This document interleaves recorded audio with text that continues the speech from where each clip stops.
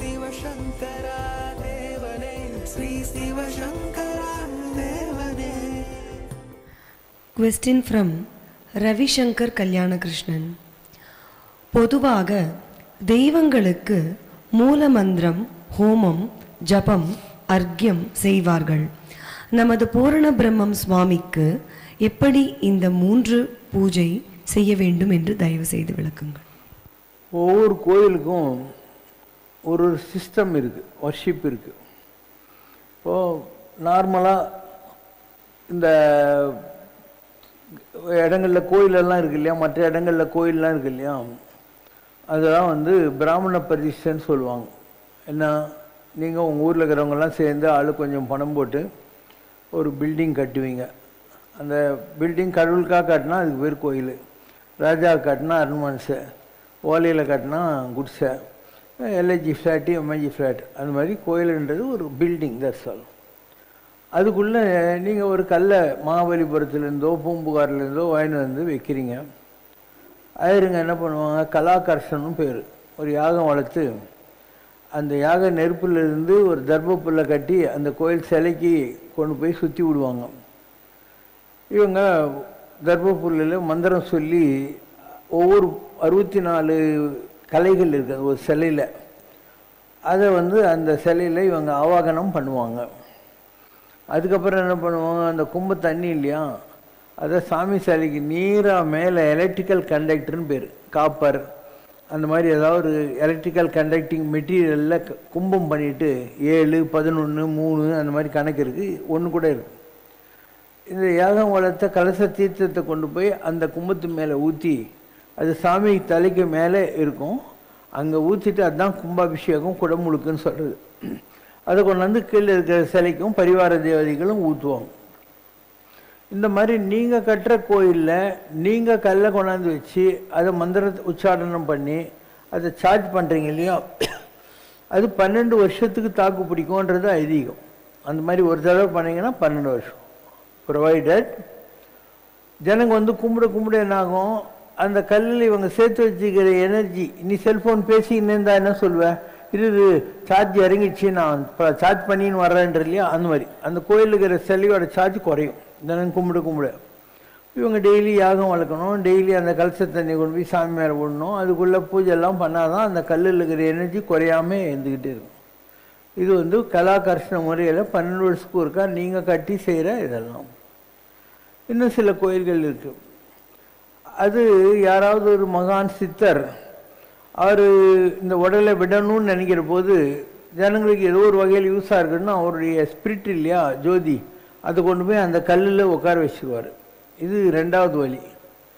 அது அந்த சித்தருக்கு ஒரு லைஃப் ஸ்பேன் இருக்கும், இவ்வளோ வருஷம் உயிரோடு இருக்கணுன்றதுக்கு ஒரு கணக்கு இருக்கும். எல்லாருக்கும் வயசு 100 தான். ஆனால் அந்த மூச்சு காற்றை அவங்க கண்ட்ரோல் பண்ணி யூஸ் பண்ணுற போது அதை வளர்த்துக்கலாம்.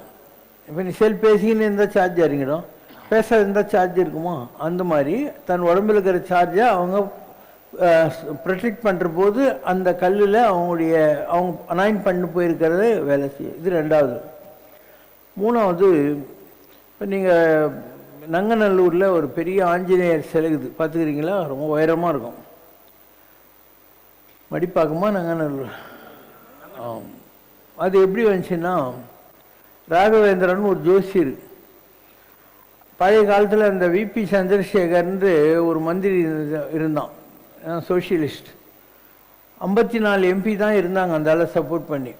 அப்போ அந்த ஆள் சொன்னார், இதுக்கு முன்னால் திருவக்கரை கோயில் வக்கரகாளிக்கும் உனக்கும் சம்மந்தம் இருக்குது, நீ வந்து வக்கரகாளியை கும்பிட்டியானா பிரைம் மினிஸ்டர் ஆகிடுவேன்னு சொன்னான்.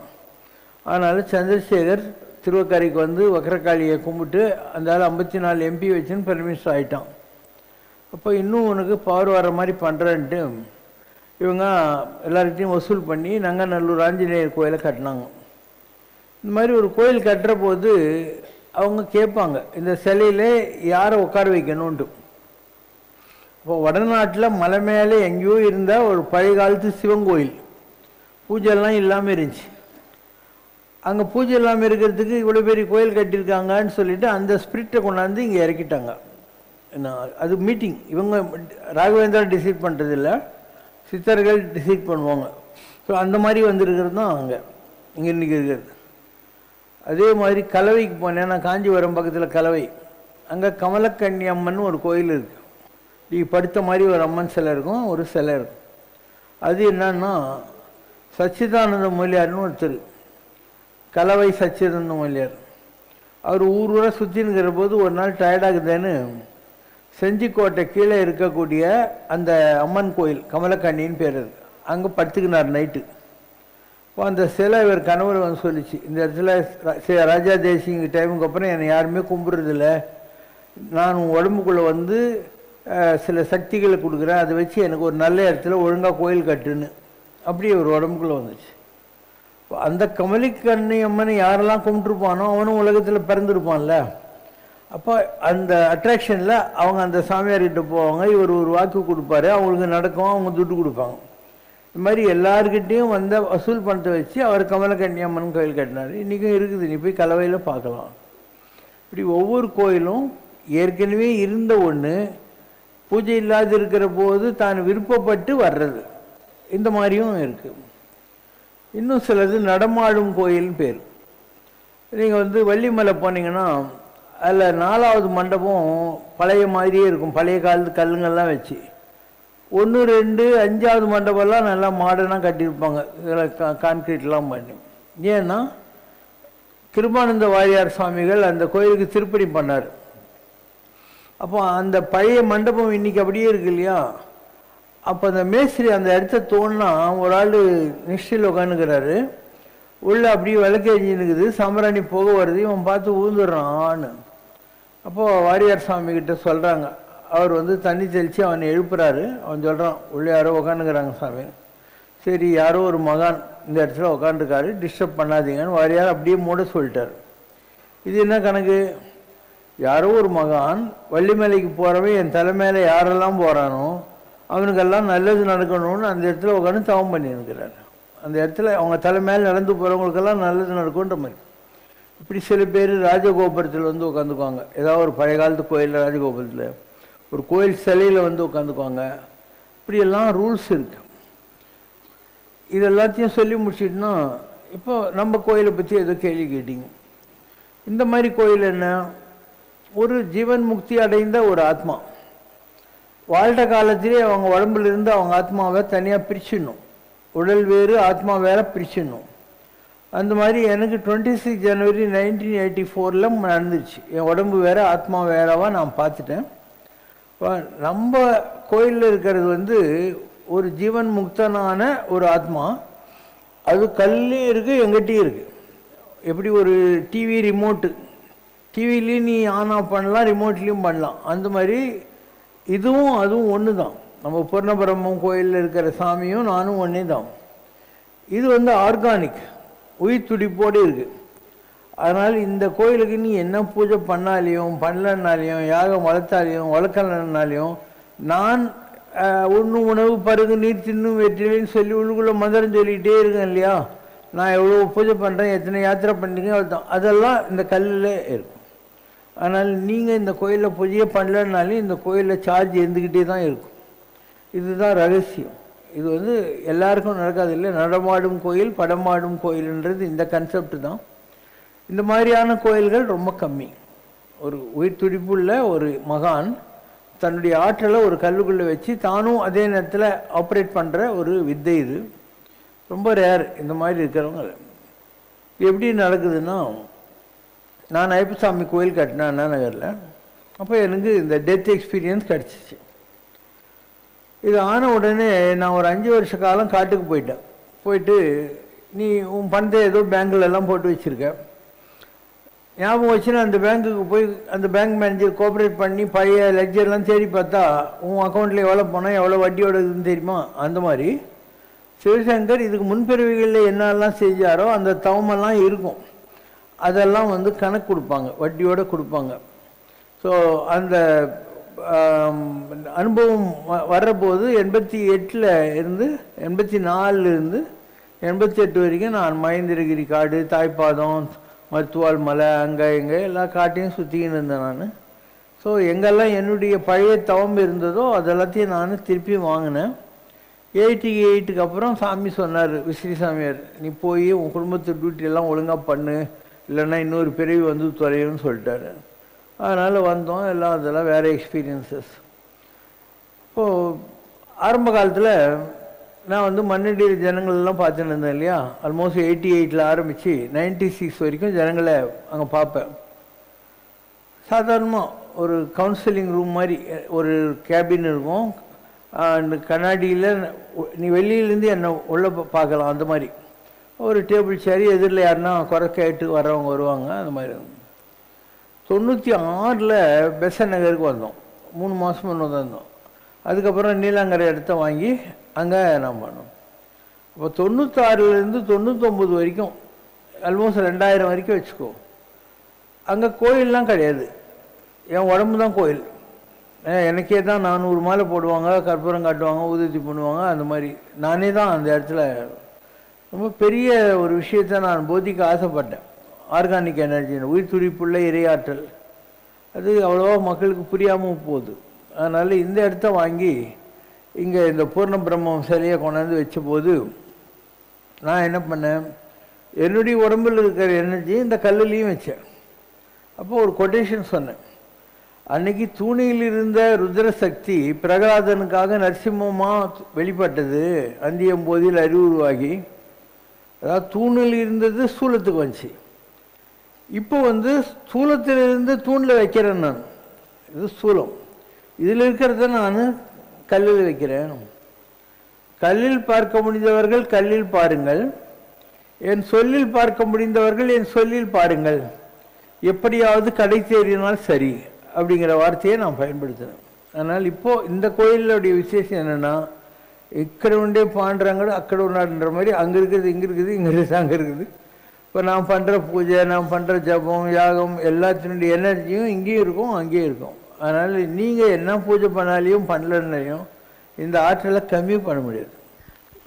I want Baba to share his experience of attending the Kumbh Mela years back and its benefits of Kumbh Snan, holy dip at the Kumbh Mela, as there is Prayagraj Kumbh Mela season now. உலகத்தில் எல்லா இடத்துலையுமே ஒரே நதி தான் ஓடுது. இப்போது ஒரு மகான் இருந்தார் திருநெல்வேலி மாவட்டத்தில், ஆழ்வார்குறிச்சி இல்லையா, அப்பெல்லாம் தான் போடுவாங்க, ஊறுகாலாம் வைப்பாங்க. அந்த ஊரில் சிவசைல மலைன்னு ஒன்று இருக்குது. அந்த ஊர்க்காரங்க தான் உங்கள் சிம்சன் குரூப், சிவசைலம், அனந்த சயனம் எல்லாம் அங்கேருந்து வந்தவங்க தான். இந்த இந்தியா பிஸ்டன், ரெப்கோ, சிம்சன், இந்த கம்பெனியெல்லாம் அவங்களுக்கு தான். அவங்கெல்லாம் அந்த கோயிலில் பூஜை பண்ணிகிட்டு இருந்தால் இருங்க. ஸோ அந்த சிவசைல மலையில் அத்திரி மகரிஷி தவம் செஞ்சிட்டு இருந்தார். அவருடைய சிஷ்யங்கள்லாம் நாங்கள் காசி யாத்திரை போகிறோன்னு கிளம்பி போனாங்க. ஒரே ஒரு சிஷ்யம் மாத்திரம் நான் உங்களுக்கு தொண்டு செய்கிறேன்னு அவர் கூடயே இருந்துட்டான். இப்போ இவர் என்ன பண்ணார், அவங்கெல்லாம் எப்போ காசியில் குளிக்க போகிறாங்களோ அன்றைக்கி தன்னுடைய கமண்டலத்தை எடுத்து என்ன தண்டம் தரையில் தட்டுறாரு. அங்கேருந்து அப்படியே சொல்கிறார், அவங்க எந்த கங்கையில் குளிக்கிறாங்களோ அது உனக்காக இங்கே வர வச்சுருக்கேன், இதில் நீ குளிச்சுக்கோ, நீ எதையும் மிஸ் பண்ணலை அப்படின்வார். ஸோ இன்றைக்கும் உனக்கு டவுட் இருந்தால் நீ சிவசைலத்துக்கு போய் பார்க்கலாம். அந்த காட்டு போகிறதுக்கு வழியெல்லாம் இருக்குது, 4 கிலோமீட்டர் நடக்கணும். ஒரு பழைய காலத்து கோயில் இருக்குது, சிவன் கோயில் இருக்காங்க. அதுக்கு பக்கத்தில் தாமிரபரணி ஓடின்னு தன்னுடைய சிஷ்யனுக்காக இவரை வர வச்ச ஊற்று இல்லையா, அதில் கங்கை இருக்கும். நீ இதையும் பாரு, கொஞ்சம் வித்தியாசம் இருக்குன்றது. அதே மாதிரி கும்பகோணம் பக்கத்தில் சீசர் ஐயா வாழ்னு ஒருத்தர் இருந்தார், பெரிய மகான். ஸோ அந்த மகானும் இதே மாதிரி அவங்க வீட்டு கிணத்துலேயே கங்கையை வர வச்சு காமிச்சிருக்காரு. இப்படி எவ்வளோ மகான்கள் அவங்க இருக்கிற இடத்துலையே கங்கையை வர வச்சு கொடுத்துருக்காங்க. அதனால் கங்கை ஆடிலேன்னு காவிரி ஆடிலேன்னு, கங்கையில் குளிச்சா என்ன, காவிரியில் குளிச்சா என்ன, மனசில் சுத்தம் இல்லாமல் நீ எங்கே போய் குளித்தாலும் ஒன்றும் இல்லை. மனமடக்க கல்லாருக்கு வாயேன்னு பராபரமேன்னு ஒரு தாய்மானவர். அந்த மாதிரி ரைக்குதாசன் ஒருத்தன், அவனை ரவிதாசன் சொல்லுவாங்க, பின்னால் பெரிய கவிஞன் ஆகிட்டான். அவன் கங்கை கரையில் உட்காந்து செருப்பு தைச்சுன்னு இருந்தான். ஒரு ஆள் அவங்ககிட்ட போனான், என் செருப்போட வார் பிஞ்சிச்சு, கொஞ்சம் தைச்சு கொடுன்னு. அப்போது அவன் சொல்கிறான், யார் செருப்பு கிஞ்சி போனவன் சொல்கிறான், நீ எவ்வளோ புண்ணியாத்மா, கங்கை கரையிலே இருக்க, நீ நினச்ச போதெல்லாம் போய் குளிச்சுட்டு வரலாம் அப்படின்றான். நான் சொல்கிறேன், இல்லை சாமி, நான் எப்பயாவது தான் குளிப்பேன்ட்டு. பாவி கங்கை கரையில் உட்காந்து குளிக்காமையா இருப்போம் அப்படின்னுவோம். என்ன சாமி செய்கிறது, செருப்பு தைச்சா தான் எங்கள் குடும்பத்தில் அடுப்பேறியும், அதனால் நான் எப்பயாவது தான் குளிப்பேன் அப்படின்னு. அவன் வந்து இந்த கூலி கொடுக்குறான்னு செருப்பு தைக்கிறதுக்கு ₹1 ₹2. அந்த கூலியை ஏழை செருப்பு தைக்கிற தொழிலாளி ரவிதாஸ் கொடுத்தான்னு கங்கையில் போட்டிருப்பா அப்படின்றான்.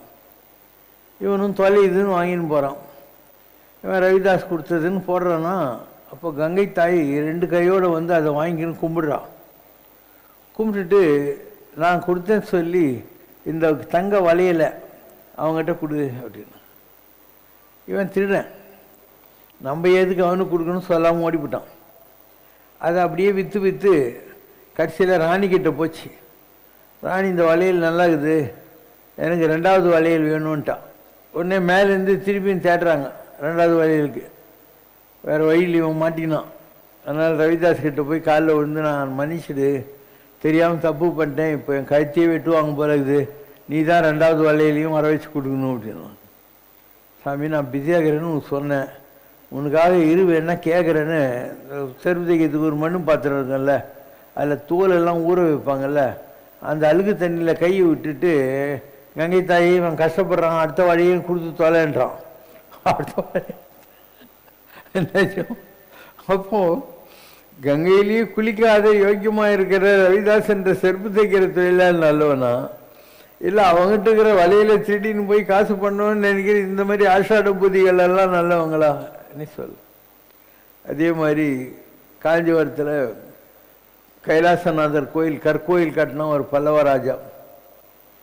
அவன் கும்பாபிஷேகத்துக்கு டேட் வைக்கிற போது சாமி அவன் கனவுல சொல்கிறார், நான் வர முடியாது, நாளைக்கு வேற ஒரு கும்பாபிஷேகத்துக்கு நான் டேட்டு கொடுத்துக்கிறேன் அப்படின்னு. ஒன்றும் புரியல. தன்னுடைய சிப்பாய்கள் எல்லாம் அனுப்பிச்சு, நம்ம பல்லவ சாம்ராஜ்யத்தில் வேறு என்ன கோயில் கட்டியிருக்காங்க, நாளைக்கு எங்கே கும்பாபிஷேகம் போய் கண்டுபிடிங்கன்னு.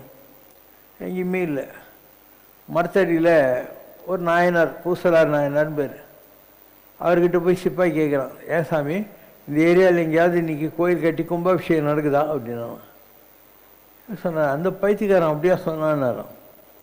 என்ன சாமி, நான் தான் பொழுது போகாத மரத்தடியில் உட்காந்துட்டு ஒரு நாள் கரைக்கால் தோண்டினேன், அடுத்த நாள் செங்கல் வச்சேன், அஸ்திவாரம் போட்டேன், இப்படி ஒவ்வொரு நாளும் எல்லாம் கோயில் கட்டிட்டு நாளைக்கு காலையில் ஒன்று கும்பாபிஷேகம் வந்துருன்னு சொன்னேன். அதை சீரியஸாக எடுத்துன்னு சிவபெருமான் வரேன்னு சொல்லிட்டான். அப்போ ஒரு பல்லவ மன்னன் கட்டினா கைலாசநாதர் கற்கோயிலுக்கு இம்பார்ட்டன்ஸ் கொடுக்காத கடவுள் ஒரு மரத்தடியில் உட்காந்துட்டு இருக்கிற பூசலார் நாயனார் கட்டின கோயிலுக்கு வர்றாங்கிறது தான் நம்முடைய சமயம் வரலாறு. அதனால் நீ சித்தியெல்லாம் பெற்றாலும் சினமடக்க கற்றாலும் மனமடக்க கல்லாருக்கு வாயேன்னு பராபரம் வேணும்.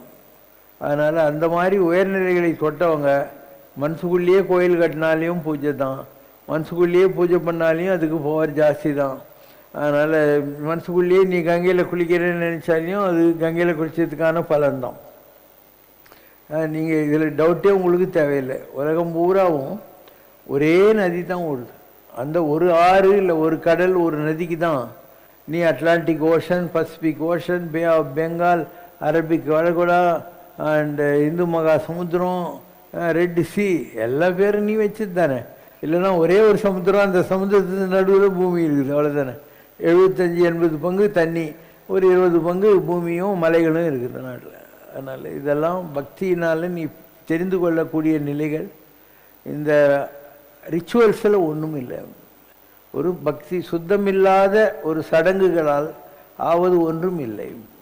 அதனால் நீ எங்கே இருந்தியோ அங்கேயே உனக்கு எல்லாம் கிடைக்கும். இருந்தபடி இருங்கோள், எங்கே இருக்கியோ அப்படியே நினச்சி கடவுளை கும்பிடு. உனக்கு தகுதி இருந்தால் இருந்த இடத்துலையே எல்லாம் கிடைக்கும். நீ எங்கேயும் தேடி ஓட தேவையில்லை. எத்தனை இடத்துக்கு போவேன். இப்போது ஒரு மெட்ராஸ் இருக்குது, நீ இப்படி பார்த்தியானா கொஞ்சம் தூரம்தான் உனக்கு தெரியும். இதே ஒரு ஹெலிகாப்டர் ஏறி பார்த்தியானாக்கா ஒரு ஏரியல் வியூவில் ஓரளவு உனக்கு தெரியும். இந்த உலகத்தை பூரா ஒரே நேரத்தில் உன்னால் பார்த்துட முடியுமா? இல்லையா? இதுக்கும் அதுக்கும் 12 மணி நேரம் வித்தியாசம் இருக்குது, அமெரிக்காவுக்கும் நமக்கும். ஸோ அங்கேருந்து இங்கே வர்றதுக்குள்ளே நீ ஏரோப்ளேனில் ட்ராவல் பண்ணியானா உனக்கு தெரியும். அங்கே ஒரு டைமு சூரியன் திடீர்னு வந்துடும். நீ காலையில் துபாய் வர்றபோது டைமு உங்கள் கைகாலத்தில் நீ மாற்றாமல் இந்தியானாக்கா அது மிட் நைட்டு. ஆனால் இங்கே அப்படியே தகதக்கான சூரிய வெளிச்சம் வந்துருக்கும். அதனால் உலகம் பூராவும் பெரிய உலகம் இது. எத்தனை லட்சம் ஸ்கொயர் மைல் இது பாரு. இங்கேருந்து அமெரிக்காவுக்கு 700 கிலோமீட்டர் ஸ்பீடில் உன்னுடைய ஏரோப்ளேன் போகுது. குறைஞ்சது 12 மணி நேரம் ஆகுதான். அப்போது ஆகாசத்திலேயே 700 இன்ட்டு 12 ஹவர் கணக்கு வச்சுக்கோ, ஆகுதா இல்லையா? இதுக்கு நடுவில் உனக்கு வந்து டைம் டிஃப்ரென்ஸ் வேறு வந்துடும். இங்கேருந்து நீ லண்டன் போகிறேன்னா 8 ஹவர்ஸ் ட்ராவலு, 5 மணி நேரம் டைம் டிஃப்ரென்ஸ் வந்துடும். இப்படி எல்லாத்துலேயுமே வந்து இந்த கடிகாரங்களை நீங்கள் தான் மாற்றி வச்சுக்கிறீங்க. ஃபாரின்லலாம் வின்டர் அட்ஜஸ்ட்மெண்ட்டுன்னு உண்டு. ஸோ வின்டர் வரப்போகுதுன்னா 1 மணி நேரம் டைம் அவங்க அட்ஜஸ்ட் பண்ணுவாங்க. அப்போ நீ நினைக்கிற டைமே போய் இதை நீயே தான் மாற்றி வச்சுக்கிற. அதே மாதிரி ஒவ்வொரு இப்போ இந்தியாவில் ஒரே டைம் ஜோன் தான், அமெரிக்காவில் அப்படி இல்லை. அமெரிக்காவில் ஹவாய்கிட்ட ஒரு டைம் ஜோன் இருக்கும், கலிஃபோர்னியாவில் ஒரு டைம் ஜோன் இருக்கும், பாஸ்டனில் ஒரு டைம் ஜோன் இருக்கும், 3-4 டைம் ஜோன் இருக்கும் அங்கெல்லாம். அதனால் நீங்கள் பார்த்து கொண்டிருக்கிற காலம் பொய், ஸ்பேஸ் பொய், இதெல்லாம் பொய். இதெல்லாம் மனிதர்கள் அவருடைய கற்பனையினாலே உண்டாக்கிய விஷயங்கள். அதே மாதிரி தான் இந்த அந்த கல்களை வைத்துக்கொண்டு நீங்கள் கட்டுகிற கோயில்கள், இல்லை நீங்கள் நினைக்கக்கூடிய பலவேறு ஜியாகிரபிக்கல் ஆர் விஞ்ஞான சம்பந்தமான விஷயங்கள் எல்லாமே கூட மனிதனுடைய ஒரு ஷார்ட் சைட்டட் நாலேஜை வைத்துக்கொண்டு இவர்கள் கண்டுபிடிச்சது. Question from Satyapriya, USA. Dear Baba, how to remain present in every moment? Is our mind an obstacle or a tool to attain spiritual growth? If you think present as a நிகழ்காலம், இப்போ passed, present, future. இப்போ நேற்று முடிஞ்சு போச்சு. நேற்று என்ன தேதி? 8ஆம் தேதி முடிஞ்சு போச்சு இல்லையா? அவ்வளோதான். அதை பற்றி நினச்சி என்ன ஆக போகுது? 8ஆம் தேதி முடிஞ்சு போச்சு. இன்றைக்கி 9ஆம் தேதி முடிய போகுது. இன்னும் 2.5 மணி நேரத்தில் நீ கொட்டாவி வீட்டு தூங்க போகிறேன். நாளைக்கு விடியிற போது அது எப்படி இருக்குன்னு உனக்கு தெரிய போகிறது இல்லை இல்லையா? ஸோ பாஸ்ட்டு, ப்ரெசன்ட், ஃப்யூச்சர் இருக்குது. இதில் இந்த ப்ரெசண்ட் இருக்கு இல்லையா, அது ஒன்று தான் நிஜம். அதனால் நம்முடைய பெரியவங்க என்ன சொல்கிறாங்கன்னா, நேற்றை பற்றி கவலைப்படாத, ஏன்னா அது வேஸ்ட்டு பேப்பர். நேற்றுன்றது வேஸ்ட் பேப்பர், அது தூக்கி டஸ்ட்பினில் போட்டாச்சு. ப்ரெசண்ட்ன்றது நியூஸ் பேப்பர், இன்றைக்கி நைட்டு வரைக்கும் அதுக்கு உயிர் இருக்குது. நாளைங்கிறது question paper. So past waste, question paper நாளைக்கு எப்படி இருக்குன்னு நமக்கு தெரியாது. அதனால் இந்த ப்ரெசண்ட்டு தான் வந்து நியூஸ் பேப்பர். இட்ஸ் கண்டெம்பரரி, இன்றைக்கி என்னங்கிறத பற்றி இருக்குது. அதனால் அதை பற்றியும் கவலைப்படாது. முன்னர் நமது இச்சையினால் பிறந்தோம் இல்லை, முதல் இடை கடை நம் வசத்தில் இல்லை. இந்த உலகத்தில் நாம் நினச்சிக்கிட்டும் பிறக்கல. பாஸ்ட்டு, ப்ரெசன்ட், ஃப்யூச்சர் எதுவும் நம்ம கண்ட்ரோல் இல்லை. இது எதனுடைய போக்கில் நடக்க போதோ அதனுடைய போக்கில் தான் எல்லாமே நடக்குங்கிறது தான் வாழ்க்கை. அதனால் today was a tomorrow about which you are worrying yesterday. Today was the tomorrow about which you are worrying yesterday. இந்த லாஜிக் ஒரு செஞ்சதுன்னா எதை பற்றி கவலை மாட்டேன். வர்றது வரட்டும் பெண்ணாங்கிற மாதிரி இல்லையா? வர்றது வரப்போகுது. இன்னைக்கு நீ காலையில் எந்திரிக்கிற போது இன்றைக்கி எப்படி இருக்க போகுதுன்னு உனக்கு ஏதாவது ஐடியா இருந்ததா இல்லையா? ஒரு வேளை ஆர்கனைஸ் ஃபேமிலியாக இருந்தால் இன்றைக்கி உங்கள் வீட்டில் உப்புமாவா தோசையான்னு வேணால் தெரிஞ்சுக்கலாம். ஏன்னா மாமி நேற்றே மாவு அரைச்சிருப்பா. இல்லைன்னா உன்னால் எதையுமே ப்ரெடிக்ட் பண்ணவே முடியாது. அதனுடைய போக்கில் எல்லாம் நடக்கும். விருப்பம் இருக்கு இல்லையோ அன்றைக்கி ஓடிக்கிட்டே தான் இருக்கும். அது நாளைக்கு என்ன, நாளை நடப்பதை யார் அறிவாருங்கிற மாதிரி நாளைக்கு என்னங்கிறது தெரியுமா? இன்றைக்கி கூட நான் உங்ககிட்ட ஒரு பேப்பர் பேனா கொடுக்குறேன், நாளைக்கு என்னால் நடக்கும்னு சொல்லி நான் பார்க்கலாம். It's not possible. அதனால் you are only a witness to whatever happens around you. And ஒரு கிவன் ட்ராமாவில் உனக்கு என்ன பாத்திரம் கொடுத்துருக்காங்களோ, you try to act at a given moment that part. அந்த பாத்திரத்தை நடிக்க வந்திருக்கிறாய். அதனால் இந்த உலகத்தை எல்லாம் இயக்குகிற ஒருத்தர் இருக்கான், அவன் பேர் சூத்திரதாரி, அவன் தான் கடவுள். நாமெல்லாம் நடிக்க வந்த பாத்திரங்கள், அதனால் நாம் எல்லாம் பாத்திரதாரிகள். அதனால் பாத்திரதாரி என்பவன் கொடுத்த சீனில் கொடுத்த மாதிரி நடிச்சுட்டு போகணும். இப்போ என்ன சீனு? நீங்கள்லாம் ஒரு கோயிலில் 7:30 உட்காந்துருக்கீங்க, சாமி அலங்காரத்தில் இருக்கிறாரு, எல்லாம் பார்த்துன்னு இருக்கீங்க. தேர் பல்லக்கு ஆயிடுச்சு, சேண்டிங்கெல்லாம் ஆயிடுச்சு, பிரசாதம் சாப்பிட்டீங்க. இப்போ இந்த கொஸ்டின் ஆன்சர் முடிஞ்சோடனே அவங்க ஒரு 3-4 பாட்டு போடுவாங்க. அப்புறம் நீ உன் வீட்டுக்கு போயிட்டு வந்தான். உன் வீட்டுக்கு போய் இங்கேயே உட்காந்து நிற்க போகிறேன் இல்லையா? நீ உட்காரலாம், எங்கிட்ட வசதி இருக்குது.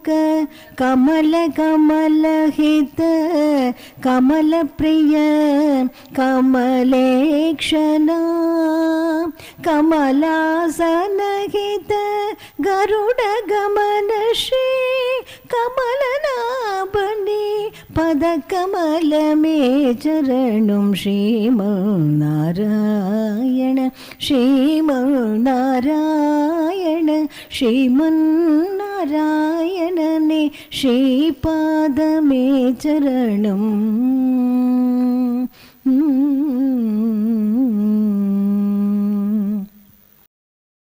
குறை ஒன்றுமில்லை மறைமூர்த்தி கண்ணா குறை ஒன்றும் இல்லை கண்ணா